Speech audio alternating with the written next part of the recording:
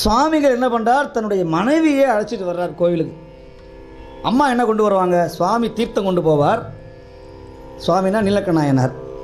கையில் மலர் கொண்டு போவார், சந்தனம் கொண்டு போவார். அம்மை கையில் பஞ்சகவ்யம் கொண்டு போனாங்க. இப்போ பஞ்சகவ்யம் சுவாமிக்கு அபிஷேகத்துக்கு ரொம்ப நிறைவானது. பஞ்சகவ்யம், இந்த பஞ்சகவ்யத்தை அம்மா களையத்தில் கொண்டு போனாங்க. சுவாமி அபிஷேகம்லாம் செய்து அலங்காரம்லாம் செய்து முடித்தார். இப்போ எங்கேயோ சுவாமி வெளியே போயிட்டார். மேலே ஒரு சிலந்தி கூடு கட்டி இருந்தது. இங்கே கர்ப்பகிரகத்துக்கு அம்மா வெளியே நிற்கணும். இப்போ பெண்களை உள்ளே போக முடியாதே.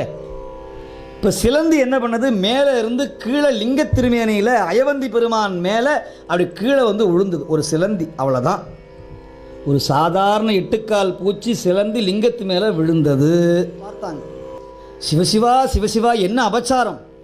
எங்கள் பெருமான் நம்ம உடம்புல விழுந்தால் எப்படி தட்டி விடுவோமோ அதுபோல் அந்த பெருமான் அல்லவா என்று சொல்லி நேராக கர்ப்பகிரகத்துக்கு உள்ளே போனாங்க.